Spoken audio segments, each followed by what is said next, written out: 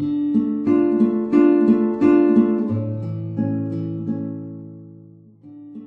often hear of the complex and expensive sound design that is used in Hollywood blockbusters. It's true that a lot of these techniques will never be required or even thought of during the production of smaller films, but the fundamentals are still the same. Sound is an important aid in the visual presentation of a film and leads to more immersive experiences for the viewer.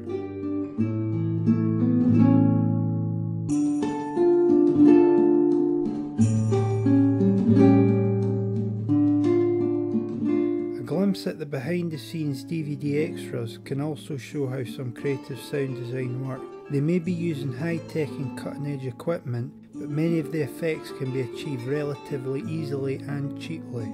It is not necessary to invest in expensive technology, as it is likely you will have some already. It is also likely that you will have recorded the dialogue for your film using the built-in microphone on the video camera. This is ideal for smaller films as the sound will be in sync with the video. The microphone on the video camera can also be used just to capture sound, as it should produce an adequate output sound. To help with the organisation, you could even leave the lens cover on, which would not confuse you during the editing. Some onboard microphones are better than others. It can be perfectly fine to record sounds in this manner, but may achieve varying results.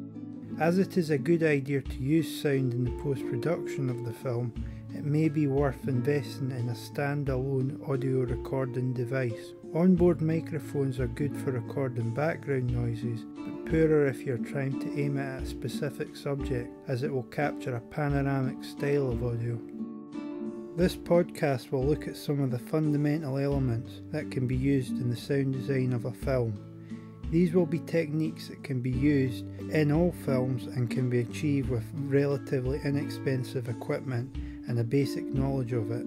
I hope to inspire filmmakers who have really never given sound their full attention to utilise some of these techniques when producing and editing their films. Ambient sounds, wild tracks and room tone are just some simple methods and techniques that will not only be useful when editing your film, but if used right will have a great effect on the final outcome of it. It may be the case that these techniques have a very subtle impact on your film. However, if these methods aren't utilised, the chances are it could ruin the entire film. Many experts argue that if the viewer doesn't notice the sound design of the film, the job has been done correctly.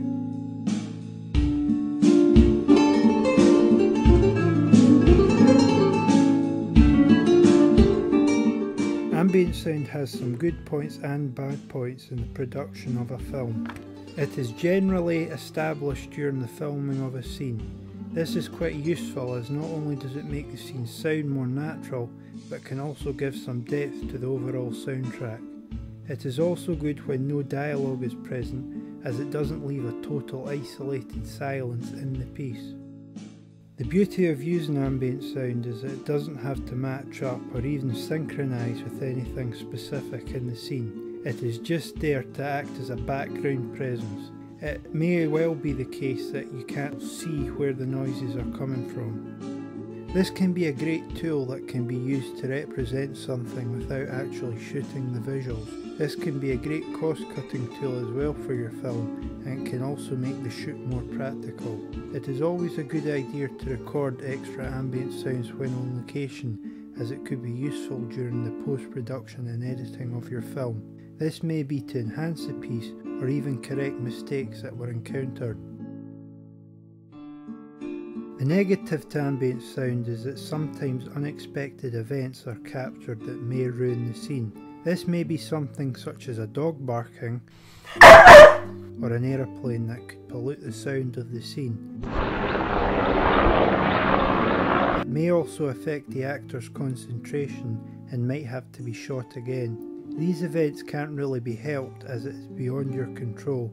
It might just be a case of being patient. This is another reason why it is always a good idea to capture additional ambient sound for editing, in case the mistakes are not picked up on until post-production.